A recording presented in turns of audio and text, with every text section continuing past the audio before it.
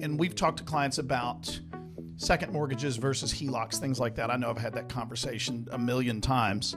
HELOCs have a tendency to have a higher rate of interest than do second mortgages, right?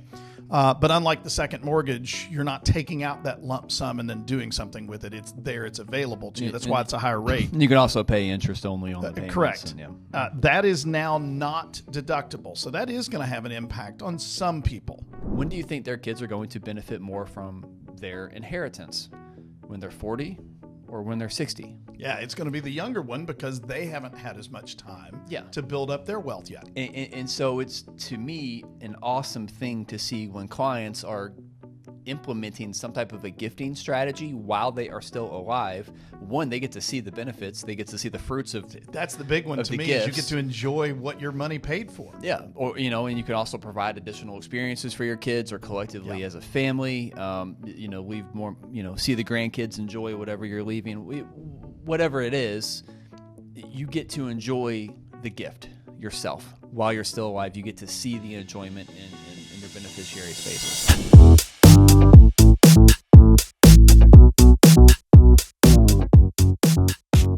All right, welcome back. Thanks for joining us for another edition of the Retirement Planning Happy Hour. Eric Douglas, Chris Vaughn with Family Wealth Planning Partners. And we have, at least for me, a very extra special treat in the form of Woodford Double Oaked Bourbon. And I'll let Chris kind of talk about that here in just a moment. But the topic for today, we are going to take this one big, beautiful bill. Probably not as big as some other bills that have been run through Congress, and we'll talk about that in a second. But it is still definitely big, and there's a lot going on in regards to tax laws and changes that do affect the vast majority of our client base and the vast majority of the population, obviously. So we just kind of wanted to run through some of the highlights, maybe get into the weeds on a few things that we maybe found a little bit interesting and probably won't affect most people, but there are some things in here that I thought were kind of interesting. But with that, let's start talking about what we're going to be tasting today, because I want to start drinking it. All right, sounds good. So for those of you who have not seen this, this is the Woodford Reserve Double Oak. Now, we did, on a previous version of this show, I don't know, 3 months ago, we did the Old Forester 117 series that was they called it Extra Old, which was their 1910. That's their Double Oak. And then they just did it longer. So basically kind of the same concept. I can tell you, having had this many times, there's a new release every year. It is outstanding stuff. Something a little bit different today. If you'll notice, there's no glass of water and a little dropper for us to cut this one, because cutting this might actually be a sin. I'm pretty sure it's somewhere in the Old Testament. This is just wrong to cut this. It is perfect. Well, Double Oaked is one of my favorite go-to bourbons. Right. It's always reliable. It's not super exotic by any means, and you can pretty much find it anywhere. And what does it usually cost? $50-$60 for Double Oaked? It's just 60, 65 now is where I usually so see it. that's kind of about where my limit tends to be with anything that I'm going to buy myself. But I love it. I love Double Oaked. It's one of my favorite go-tos. And it's very, very consistent, and it's easy to find. Easy to find. It's fantastic. Yeah. It's delicious. I love it. This one... and so this is my first time tasting this one. This one is not so easy to find. In fact, it is very difficult to find because it's sought after. We go back to what we've talked about before. Bourbons are becoming more available because the demand is dropping, but this is a product that's produced over years, so you can't just turn off the spigot, right? This one's more than $65, and I'm going to tell you that I bought this at retail, and I'm not going to say how much I paid for it. And the reason I thought about this... You ashamed of yourself? I'm not ashamed of myself, but basically, if you're going to be willing to pay what the retail on this is, you don't care how much it is. Yeah. Right. I mean, we're not talking about buying a $1,000 bottle, or for that matter, a $500 bottle. But the people who are going to be willing to pay this, that price could go up or down $50 and they wouldn't care. Right. Yeah. So just be aware, if this is something that you want to try, but you don't want to spend a whole lot of money, start a podcast with one of your buddies who's willing to bring their stuff in, or just, go when you get an opportunity to go to a friend's house and have a bourbon event. Make sure you take advantage of that, because I can see the look on your face. you are relatively pleased at this point. We'll get more in depth on my review later for So- sure. After I had a few more sips. A couple more things I would point out on this before we get into the tax stuff. The double is not in their normal double oaked bottle. This is the same one that they use for their Masters collection. This is a 700 milliliter bottle, not 750. And it is, in my opinion, one of the cooler bottles out there. It's got a big glass piece on the bottom. This bottle weighs a ton when it's empty. Yeah, it does. And it just really looks good up on a shelf somewhere. So even if you got an empty bottle, decorate it, put it out, and you won't be upset about that. All right. So we'll come back to the bourbon here in a little bit after we've been talking and enjoying it. All right. Where do we want to start with this? 'Cause I this guess is a big, beautiful bill act. Yep. And it's, obviously what are the two most interesting topics for everyone is death and taxes, right? Yeah. And so And it addresses both. So this one is about to get very heavy on the tax side. So that's another reason why we needed a good bourbon to get us through this this topic today. We needed a really good bourbon to get through the tax part, right? Yep. So this was signed into law, of course, of all days, July 4th, 2025. It was about 330 pages. The table of contents itself is 9.5 pages long. Basically, this was primarily, brought to the table to address the tax laws that were set to sunset. Right. Which at we've the end of this spoken year. about many, many times. And we talk about that in virtually all of the conversations that we have with clients about the tax laws that were set to go away at the end of this year, at the end of 2025, and they were going to revert back to what the tax laws were Pre-2017. at the beginning of the first Trump administration. Right. Now, the tax cuts that he put into effect back in 2017, they were set to expire. That's what these were. And so really this bill was centered around the fact that he wanted to extend and make those tax cuts permanent. Right. Now, to be clear, there was a lot of other stuff in this bill that was not specifically tax related, but to your point, that was the real crux of what this bill was about. Yeah. And that's what the bulk of it is about. And we'll give a shout out. If you look at if you're watching, you can see the papers that we've got down on the table here, and we're reading through this. This actually was compiled by a friend of ours who is a CPA for a presentation that he did on some of the tax law changes that were in this. There are some interesting names. If you can read it, every page has a different name. This particular friend of ours is not a fan of the bill.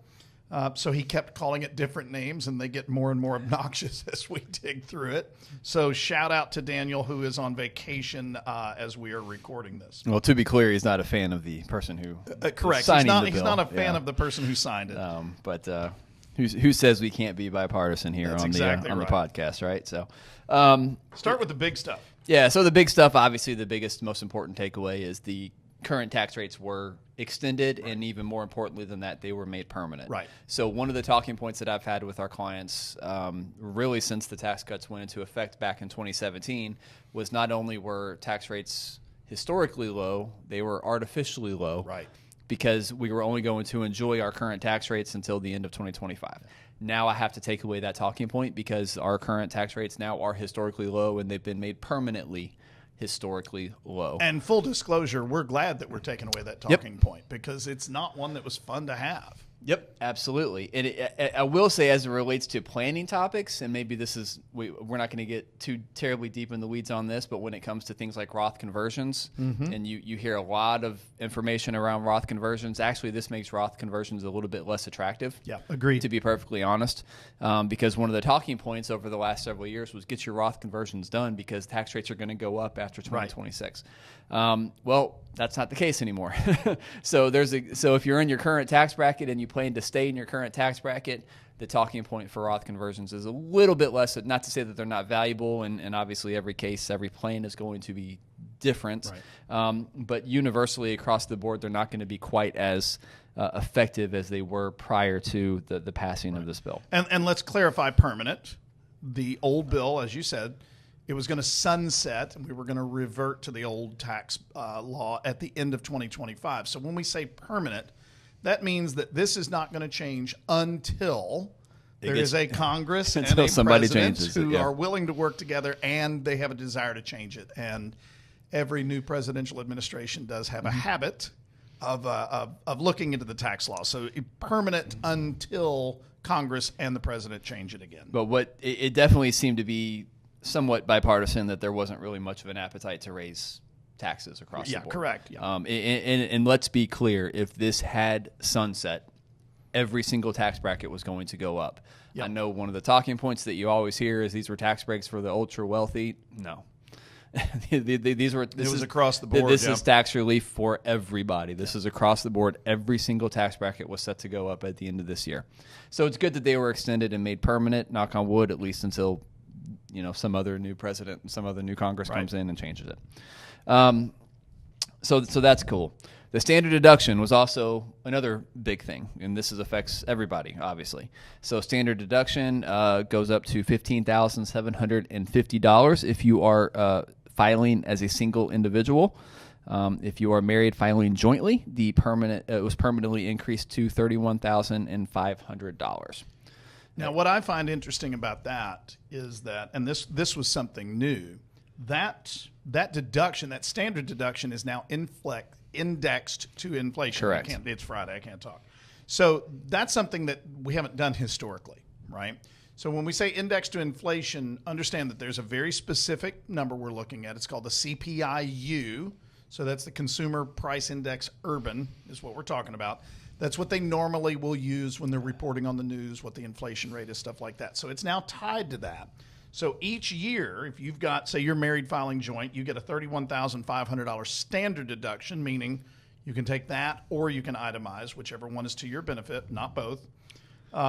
Now that's going to go up. Say the CPI-U is, let's just say 3% is what calculates for this year. Then that deduction is going to go up by that same 3% in the subsequent year. So these are going to go up. That's a good thing in my opinion.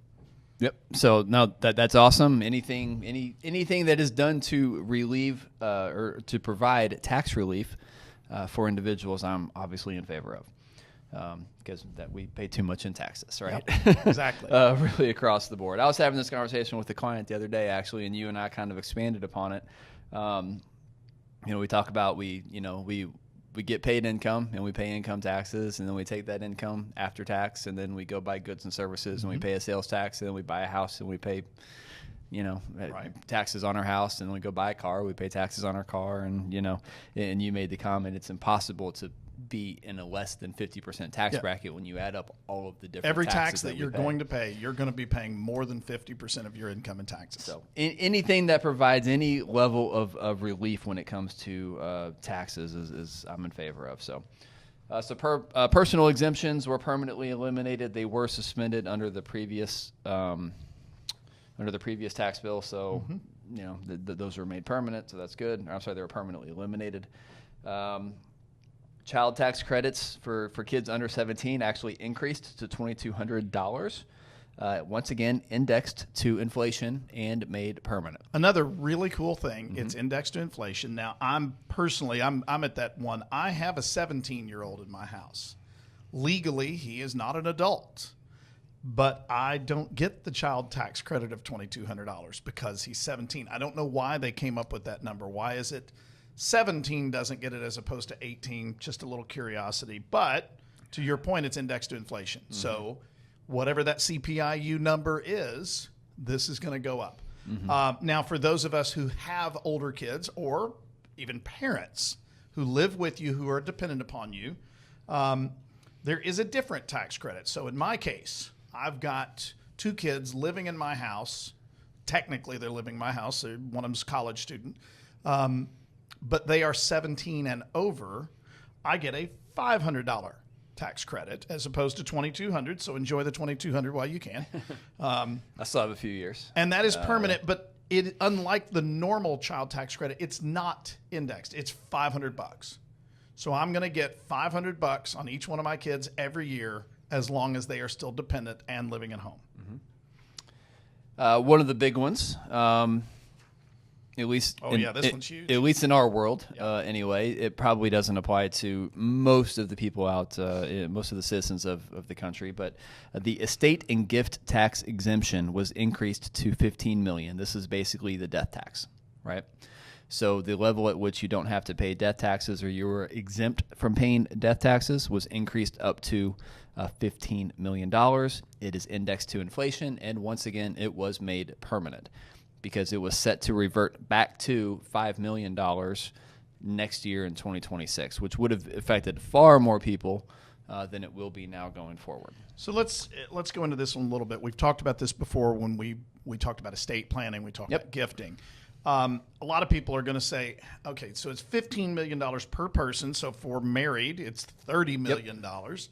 And most people are going to say, but Eric, I'm never going to have that much money to give away. Why is this a big deal? So, and here's why it's a big deal. There is a misconception that there's this gift tax. I can't give away more than, I want to say it's up to 19,000 something now, but most people have a $14,000 or $15,000 number. It was 15. They increased it. It's either 18 or 19 now. Yeah, something like that. But it really is kind of an irrelevant number for the vast majority of people, and here's why. So if you give money away to a family member, for argument's sake, we're not talking about a nonprofit. That's a different animal. Yep.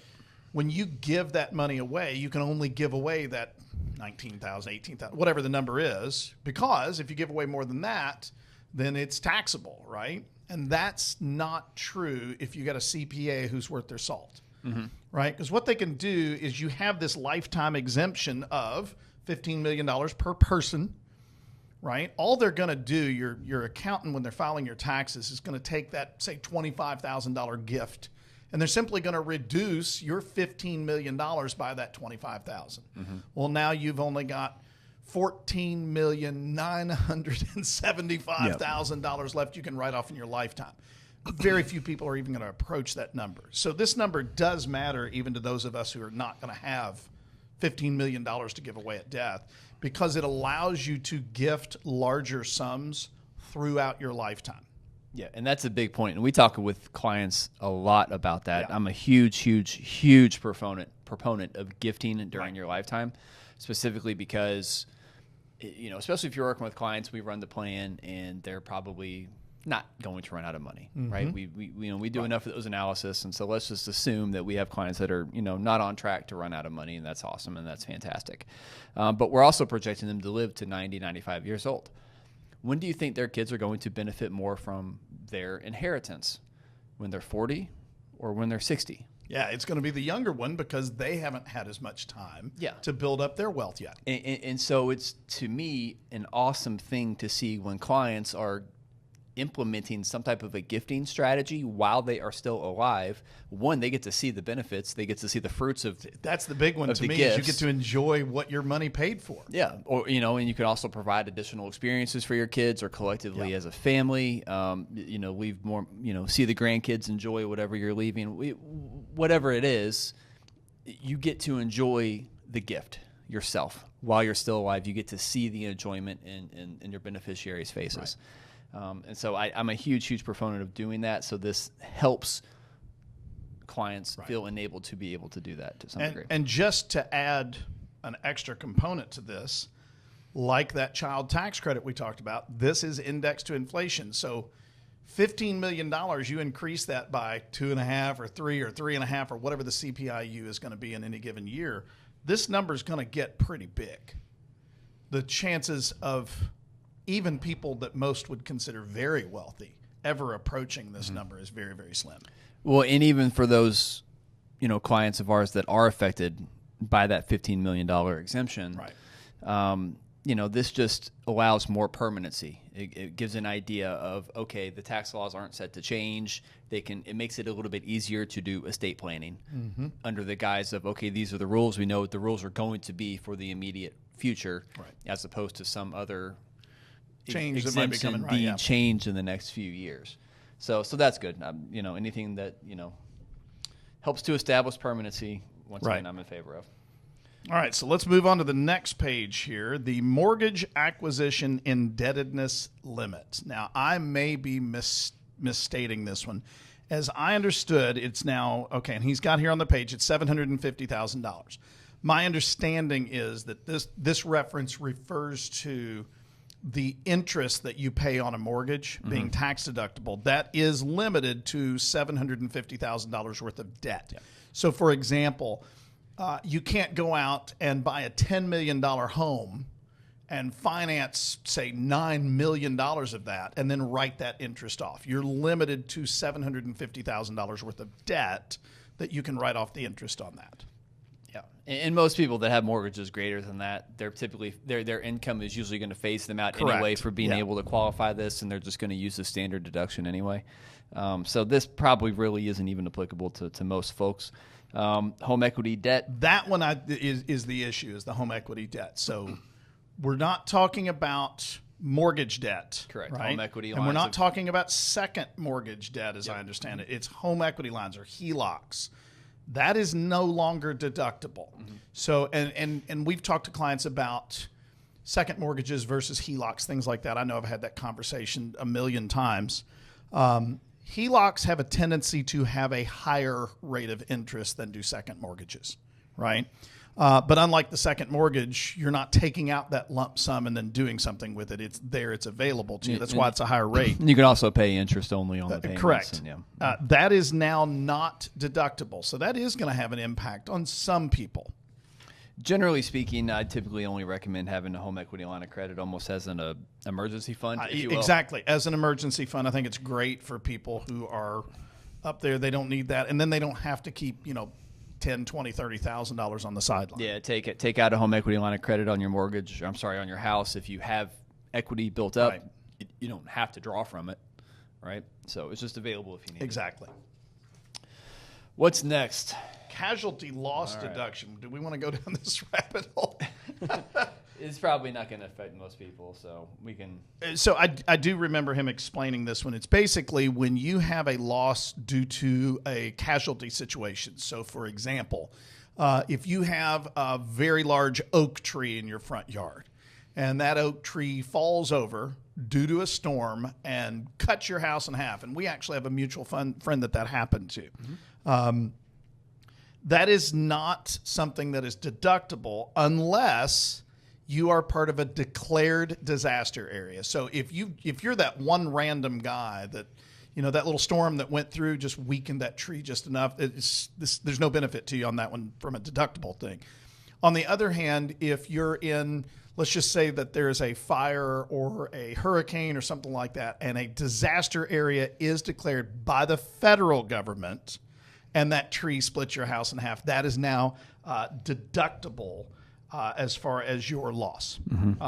And it does say it's extended to include some state-declared disasters. I don't know what the rule is on why this one and not that one. I don't know at this point in time. So, we've had some things here in Kentucky over the years. Typically flooding. Kentucky River was way up earlier this year. I don't know that was declared as a federal disaster area. I don't remember. But I would assume that one was so bad that it would have fallen into this category. So. It was, along with some of the tornadoes that we've had. Yes. Yep. This is for the gamblers. Oh, you're going to skip to the gamblers? Okay. Yeah, so if we're looking at the gamblers, right. If you have losses, only 90% of any losses, gambling losses, are deductible. So it's still limited to the winnings for professional gamblers. Losses does include business expenses. So I know this is a very subset. This is a very tiny fraction of our listening audience, people, probably, right? But I did find it interesting. But I think what's really, really funny about this, and I'm sure that this will probably be corrected, and this was what our CPA called his favorite oops of the bill. Yeah. So currently the law is a little bit ambiguous as to what limits were changed. But basically, if you win a slot jackpot for $1,500, for example, right, the casino does have to issue a W-2G. They have to issue you a tax. Basically file a tax return, correct, saying that you are liable to pay taxes on your winnings. But if you refuse to provide your Social Security number, they cannot withhold taxes. Which means they can't report it to the IRS that it was you that won that $1,500. So this is not gambling advice. This is definitely not financial advice. But as the law is currently written, and this is obviously probably will be changed at some point. I guarantee they're going to catch this one eventually. I'm sure somebody will bring it to their attention. If Donald Trump, if you're listening to our podcast here, you might want to take a look at this one. But yes, there is a little bit of an issue with forcing casinos to get your Social Security number. Yep. So. And that was one that he got a big charge out of. So he actually had told our group, and He said if you win money at a slot machine over at we'll call at the boat. Yeah.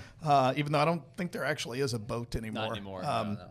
But he said if you do go over there and win money and they try to issue you a W-2, if they ask for your Social Security, just say no.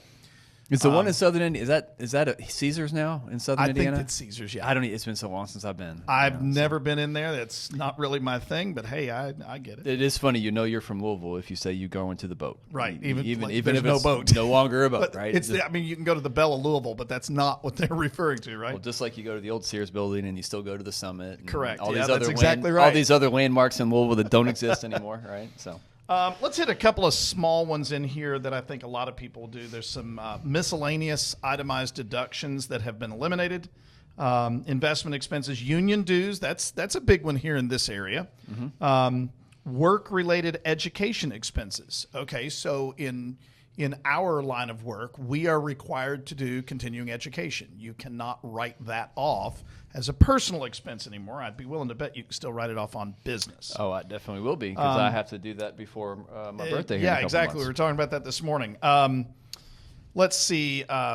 Moving expense deduction, most people are used to when they move. You can write that off. That is gone unless it is a military move.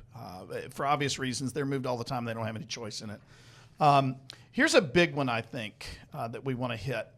When the TCJA, which was the original 27, the Trump tax cut, when that bill was passed, one of the concerns was that they had raised the standard deduction so high, it was effectively doubled, that charitable donations were going to suffer. People were not going to put as much in the offering plate, for argument's sake, because they couldn't deduct it anymore. Or at least the amount that they would have to put into the plate in order to so exactly. High. Yeah, exactly. So they're just not going to be as charitable because they can't write it off. I didn't think that was going to happen. I was wrong. Charities across the board saw fewer donations come in after that. Well, they've recognized that there was a problem there, so they've made a change. So now if you are what they call a non-itemizer, meaning you take the standard deduction that, 15.7 or whatever it was, or the 31.5 for married, you still can deduct charitable donations up to $1,000 a year for single, $2,000 a year for married filing joint, in addition to your standard deduction. So I think that's probably going to be a bigger one than what we realize, but that does not start in 2025. One of the interesting parts of this bill was some of these things were retroactive to the beginning of 2025. Some of them were effective immediately. Some of them do not go into effect until the future, and this is one of them. So next year, 2026, you'll be able to write off up to, if you're married, $2,000 of charity and still take the standard deduction. So that's an interesting one, I thought. Yeah, that's a good one. I support that one. Tax on tips. So this was a campaign promise. This was a campaign promise, and it was something that got a lot of press. I think it's one of those things where the verbiage around the idea, is one thing, but when you actually look at the words and the way that it's structured, it's probably not going to be that big of a deal to most people. Right. But no tax on tips. So it's actually limited to $25,000 in tips. Mm-hmm. It's only on specific occupations as defined by the U.S. Treasury. Yes, servers and, food service employees. Yeah, the ones that we would typically say. And the CPA made this comment. He said that you can bet that the Treasury is going to use the more traditional things. Mm-hmm. Servers in a restaurant is the most obvious one. I suspect there's a lot of other ones that are common, like your barber. Things like that, where tipping is fairly common. And he said it was very important that they did that designation because everybody. He said, I would start working for tips. Yeah. Right? And by the way, your mandatory tip is going to be this amount of money, and then he wouldn't have to pay taxes. So they did have to really screw that one down tight to make sure that was not a lot of fraud there. That no tax on tips provision also gets phased out when your income is above $150,000 as a single filer, or if you are making $300K as a married filing jointly. Maybe in Kentucky that's not necessarily a huge deal, but if you go to some bigger cities, some higher cost of living cities, higher cost of living, or maybe even a higher I don't know a better way to say this, maybe a higher class restaurant, upper class type of a restaurant. You know, I was thinking the same thing. The person who is working at, say, Texas Roadhouse to work their way through college is not making enough money that this is an issue. But if you're working at Jeff Ruby's. Exactly. I was thinking Jeff Ruby's or one of the other high-end steakhouses. If you've been to those places and say you go once a year for your anniversary or whatever, it's very common to see the exact same servers because they make a very good living. You're talking about servers who might have 5, 6, 7 tables in one shift. And if you've ever waited tables, that's not a lot.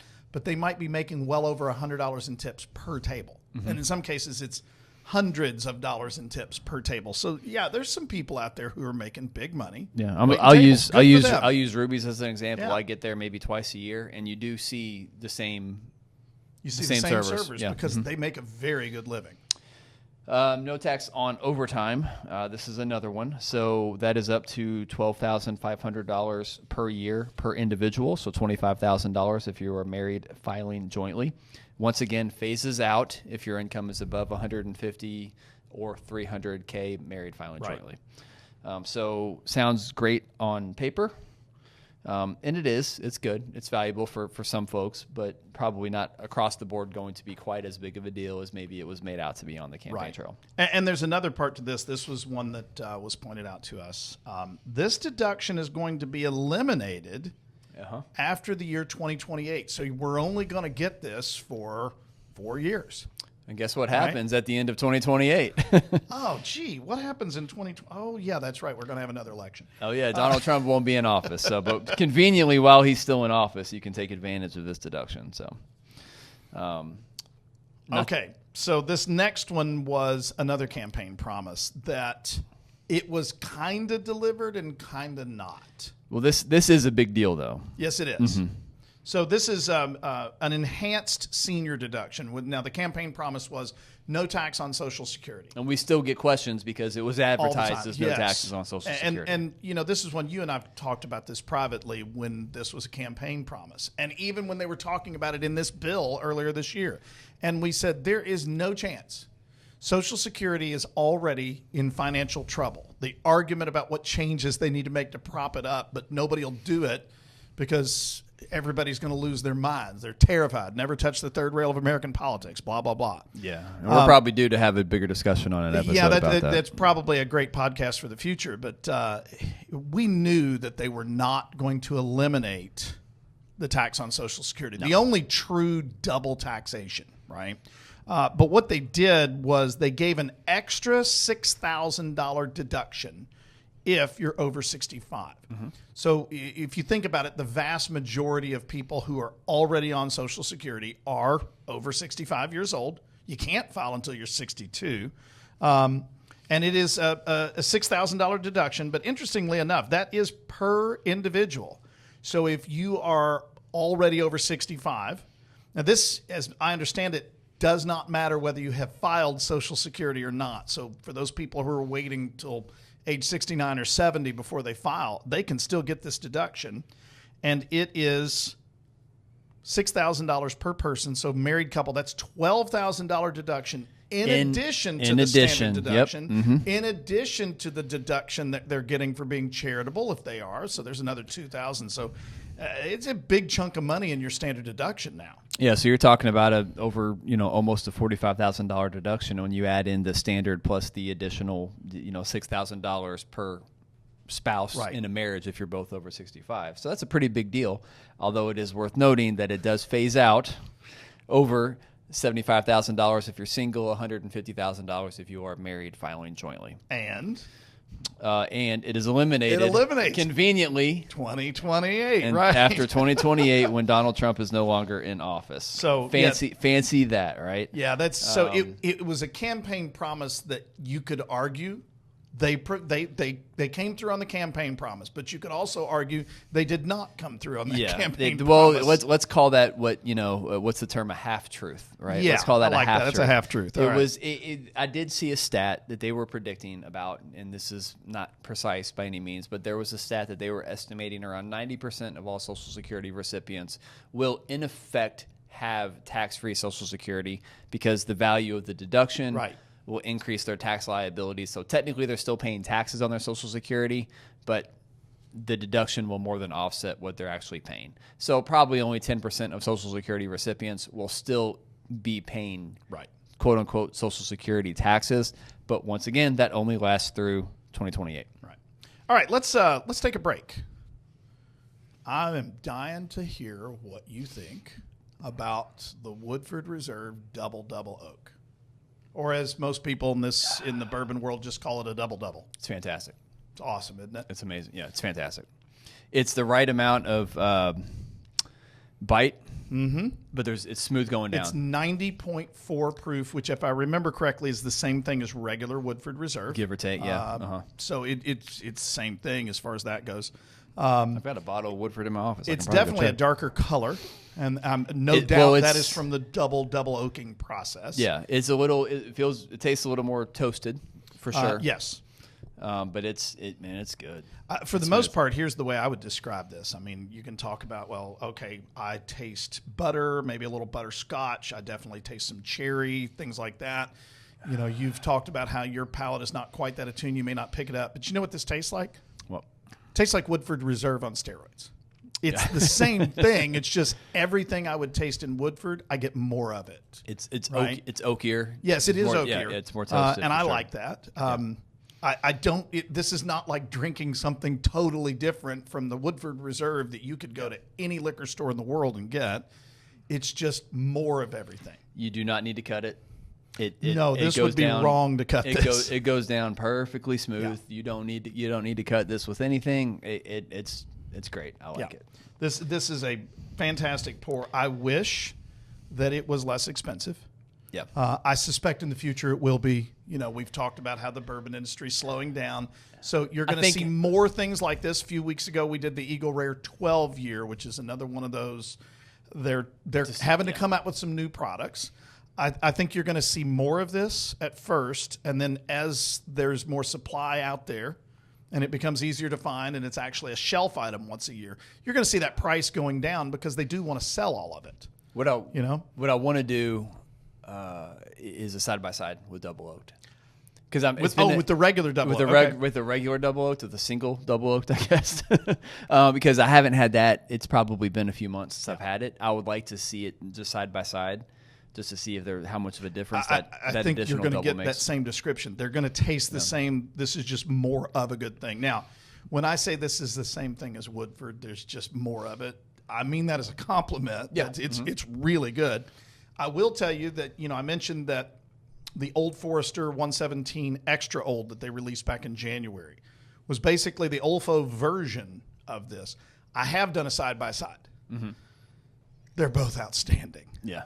I would go with the Olfo because it's less expensive per ounce. Right now, they sell that one in 375s, but if you figure the actual cost per ounce, that one is less expensive, so that's why it would be my choice. Unfortunately, that was a one-time release unless they change their minds, whereas this one, we get this every single year until it's sold out. It is an allocated type thing, but long story short, if you're not a serious bourbon snob, you're probably not going to pay anywhere close to the retail on this. No. But if you get an opportunity to drink some at your buddy's house, definitely take them up on that because this is outstanding stuff. And whatever you do, don't cut it. I actually thought about it. Instead of using a Glencairn today, I was going to try a brandy snifter, which if you've never tried different glasses with bourbon, it does make a difference. The way that the scents, hit your nose, in some cases, actually the flavor will change. I didn't believe that was true until I took a brandy snifter one time. I poured something I'd been wanting to try, and I was really disappointed. It was just not good. And a friend of mine, who is about 50 feet away from us right now, said, you know what, why don't you pour that in a rocks glass, kind of like the ones that we're using for water here. And I tried it, and it was very good in that. Because the rocks glass does not make the nose of it quite as intense as what a brandy snifter or a Glencairn does. So, final verdict on this bourbon is outstanding. I'm a fan. But you're going to pay for it. So, all right. I'm a fan. Let's get back to taxes. I feel like we're just rolling through these, and the people who are listening to this are drinking through a fire hose. Well, right I mean, now. we've already hit the biggest things. We're kind of, there's probably one or two more bigger items. But this one's interesting. So there's no tax on car loan interest. So this was kind of advertised as a somewhat big deal, probably a bigger deal than really actually is. Yeah. And I think the motivation here was this kind of goes back to that tariff argument. Yeah, this is to get people to buy domestic. This is absolutely in conjunction with the tariffs, because up to $10,000 on the purchase of a new car, you are able to write off the taxes, or I'm sorry, you're able to write off the interest. The interest, right. That you pay. So there's no tax on any car loan interest up to $10,000 on the purchase of a new car. This is after 2024. So this is already in effect for 2025. If you bought this in the year 2025. The kicker is it must be assembled in the United States. Right. So it doesn't necessarily mean it has to be an American, quote-unquote, American automaker. Right. It just needs to be assembled in the U.S. So from a local perspective, if you're buying I happen to have one myself, a Toyota Camry, right? That was assembled over in Georgetown, Kentucky. That still applies. So a couple of just interesting observations here. I've heard this argument since I was a kid. It's an American car or it's a foreign car. There is no such thing as a modern automobile where every single part is manufactured in one country. That doesn't exist. Mm-hmm. They're manufactured all over the world for any number of different reasons. I think there is one exception. Actually. I don't know what it is. Tesla. No. Every single component. Okay, that might be true. I didn't know that. Yeah, at least that's what Elon says on X. But the point here is that if you go out and you buy a Ford truck, which they make full-size trucks right here in Louisville, a lot of the components are not made in the United States. Now, a lot of them are, but they're not made in Louisville, right? What this is referring to is final assembly. So to your point, there are a lot of General Motors and Ford and Chrysler products that are marketed as domestic cars, but final assembly is not in the United States. And there's a lot of them actually, for many years, it was considered domestic if it was assembled in Canada. Well, considering our current tariff situation with Canada, I'm pretty sure that one's going to be disqualified. But there's also a lot of cars that we would consider to be foreign cars that are very much assembled in the United States. You know, the Toyota Camry that you referenced, that's a great example. That's made right here in Kentucky. There's a big Hyundai plant down in Alabama. Yeah, there's a Hyundai Subaru plant in Indiana, BMW, Mercedes. Mm-hmm. They all have U.S. assembly plants for certain models. Correct. So it really depends on which model you're buying. I will tell you, if you want to know, I'll teach you a little trick. Look at the VIN on a car. The very first digit tells you the country of final assembly. And if it's built in the United States, it's a 1.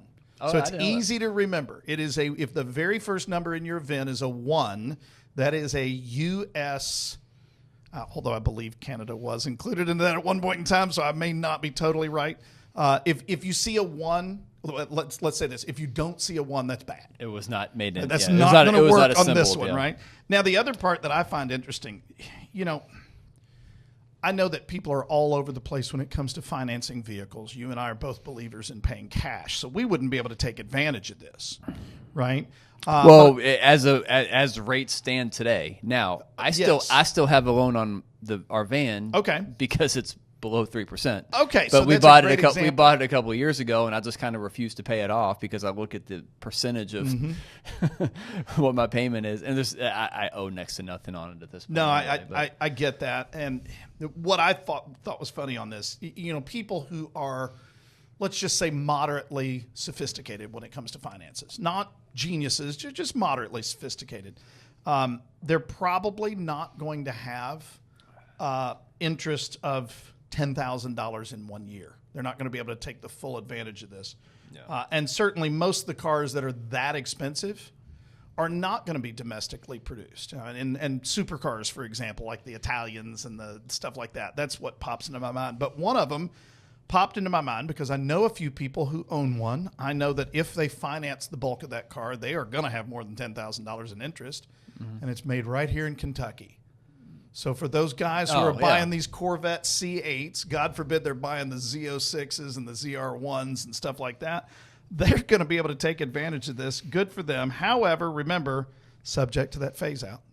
It was interesting. Right? Yeah, subject to the phase out here of 100K single, 200K married, filing jointly. And once again, eliminated after I'll give you one guess, 2028. After right? 2028, when the new president comes in, absolutely. But it is interesting. I saw a chart of the best-selling models. Mm-hmm. This is a little bit of a shout-out to our hometown here in Louisville. There's the best-selling models of cars, the Ford F-Series. No surprise. Number one. And it's been that way for as long as I can remember. Yeah, and it wasn't even really that close. But in the top 5 was the Camry. So two of the top 5. No surprise there either. 2 of the top 5 were made in Georgetown. And actually the RAV4 with Toyota was in the top 5. And they're actually retrofitting the Georgetown plant. If I remember correctly, they're retrofitting the Georgetown plant to be able – they're going to start assembling that in Kentucky as well. Really did not know that. So I would assume that it's not 100% of RAV4 production is going to be there. It's just going to be some of them. I think it's going to be a lot. Really? Okay, I did not know that. There's a client over there, and he told me it's been. I don't remember the exact details, but I know they are retrofitting, and they're going to start assembling the RAV4. They're actually redoing the plant. Good for them. That's awesome. And part of that is because you've seen. Well, this is going back to the tariff conversation. So there's. Yeah. I'm not going to make an argument for or against, right? This is, but just saying, it's interesting how the state of Kentucky has been kind of a somewhat big beneficiary, knock on wood, so far of the new tariff policies, because we just had an announcement this week with GE Appliances. Right. They got a lot of money coming in, and GE Appliances is headquartered here in Louisville. So that's a huge deal. But the Toyota plant, the Ford plant, they both announced additional investments. Yeah. Good. That's fantastic. And so that's a kind of a major some major industries here in the city of Louisville. So that's a big deal. Okay, let's move on to our next one. This is not going to affect as many people. I wish that it did affect more people, and that is an adoption credit.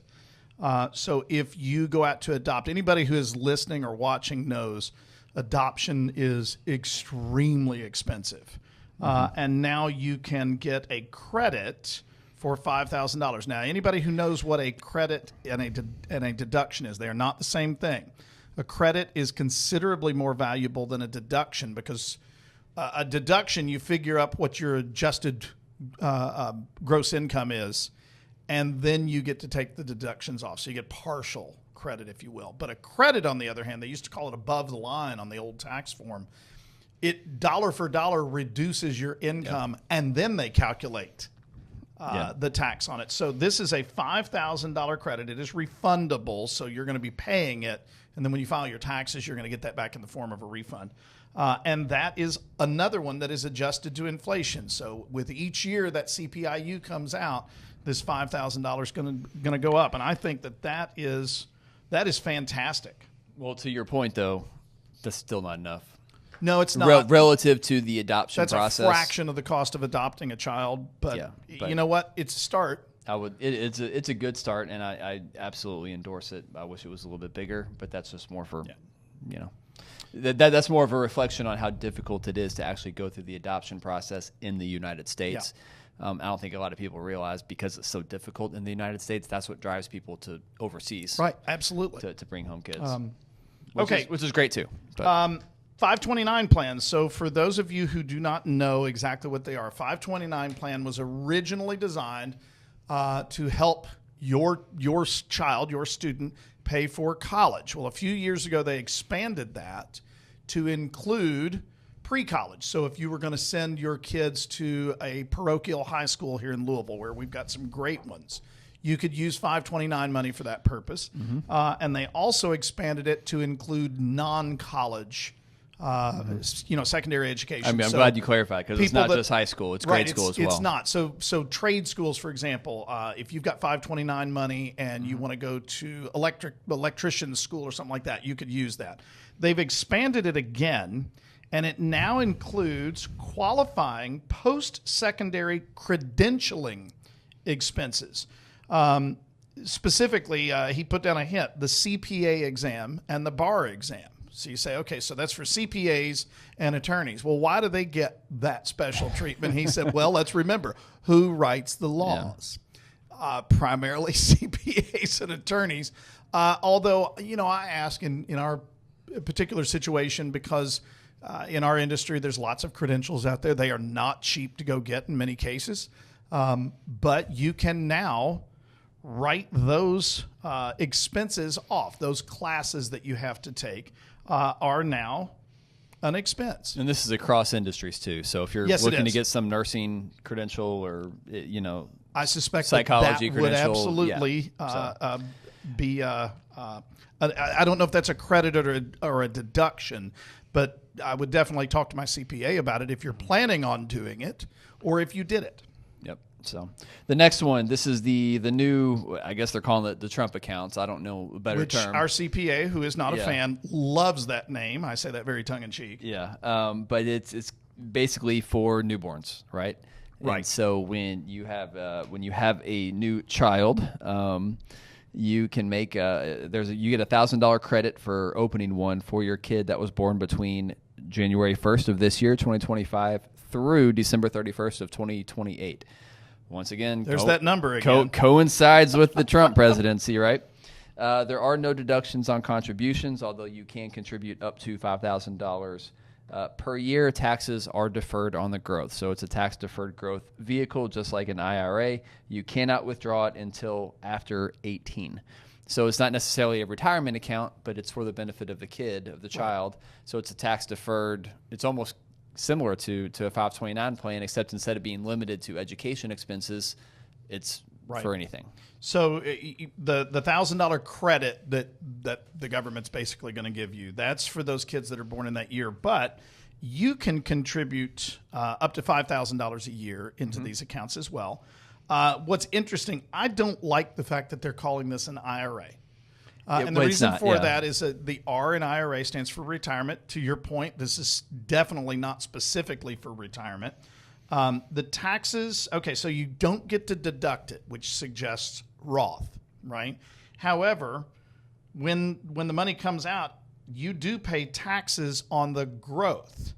As it's withdrawn. As it's withdrawn, correct. So that's not like a Roth. So this is not an IRA. I don't like the terminology. I love the concept. I think this is great.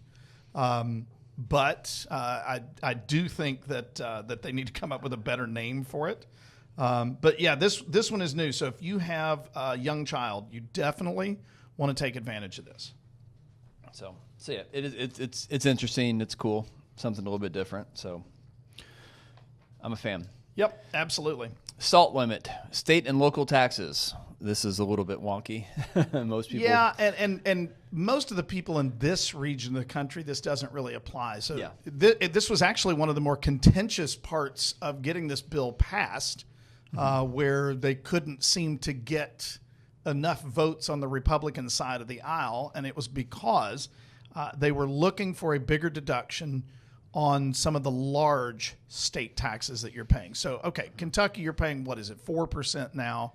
I think Indiana's 6%. And it's scheduled to go down next year. Right, and scheduled to go down again in Kentucky.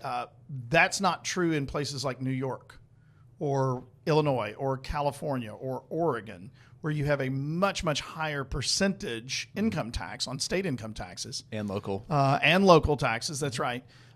So that's what this one really applies to, is being able to write off a certain amount of your state income taxes as a deduction on your federal. So not really a big deal in this area.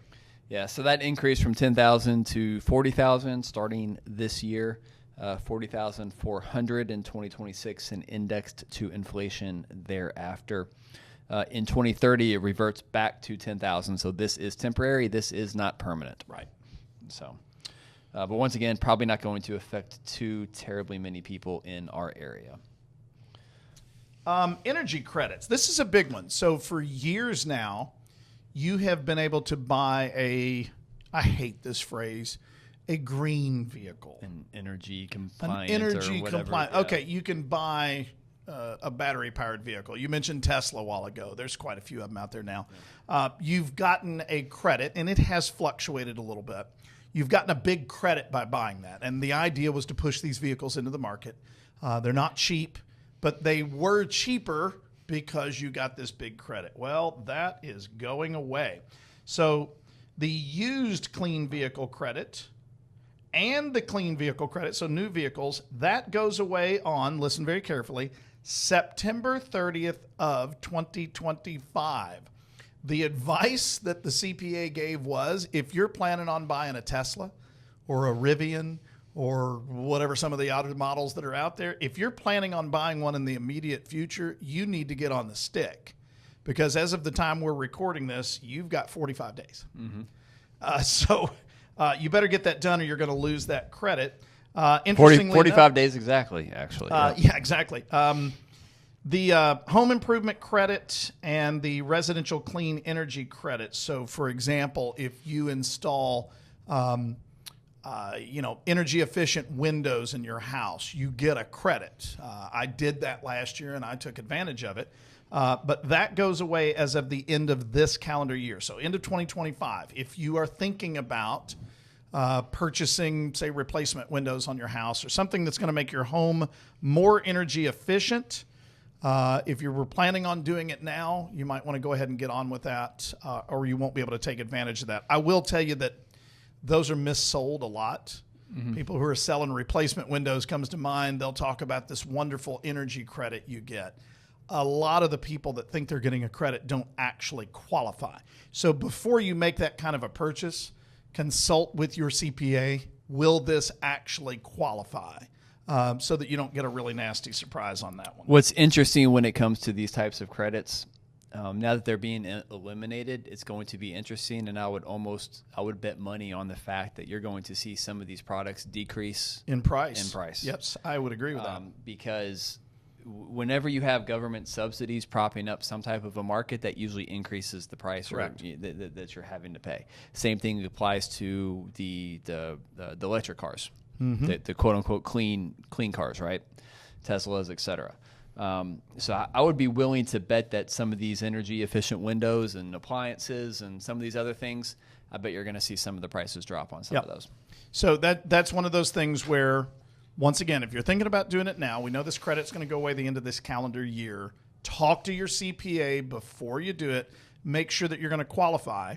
Because if you don't qualify, Eric, to your point, and you wait until next year, you might be able to buy the same thing cheaper, right? And personally, would you rather pay more for it and get a credit, or would you get it cheaper? Well, which one's going to be a better deal? That's the way I would go with that. Yeah, I know another example, HVAC systems. Yes, exactly. I remember talking to my HVAC guy a couple of years ago, and he said some of these prices have gotten so insane because of all these loopholes that they have to jump through to build these, energy compliant HVAC systems that aren't really necessarily any better, but they just have to meet some standards. So I think you could see some prices come down in some of those areas, which I think would be a good thing, hopefully. Knock on wood, right? Yep. Anything else to add about the one big beautiful bill here? Well, okay, so one thing that I would point out was everything that we talked about involved your personal tax filing. This did not involve business taxes. That's a whole nother presentation. It's one I don't particularly want to get into. So if you're listening to this and you're a small business owner, for example, keep in mind we were only talking about the personal side. There's a whole different set of rules that would apply to the small business or even large business owner for that matter. So make sure you consult professionals when you're making those decisions and to learn that stuff. But directionally, it was providing tax relief. Yes. So you know what? We've discussed this. You and I are not 100% in agreement on some of the stuff that was in this bill, although we're pretty close. But I think overall, the tax part of this bill, they got that right. It was so important. Oh, my bigger issue was around the spending in the bill. Yes, and we agree that the spending was too much. Yeah, the tax stuff in the bill I'm a fan of. Yeah. And they could have just written a separate bill, but that's a whole other. And you know what? They had that argument. Should there be two bills or one bill? And, that was one of the things that caused it to be difficult to get through. And it also made it contentious on the parts other than the tax relief. Yeah. So, but that's a whole other podcast discussion around the inefficiencies of Washington, D.C., right? So yeah, if we go down that road, we need a few more. We're going to need a few more drinks. Of this, right? But all that being said, so fantastic bourbon, good discussion on the one big beautiful bill and how it should potentially affect you, because it will affect everyone, right? And whether or not you're a client of ours. If you are not a client of ours, we would love to have you come in and discuss with you how this could potentially affect you and some of the things that we are doing from a tax planning perspective to help alleviate or mitigate any of the tax consequences that you might face in retirement as you are building out an income or spending plan. So please feel free to give us a call. The contact information is in the show notes, whether you're watching us on YouTube or listening to us on podcast. Thanks for your time. Thanks for the bourbon. See you next week.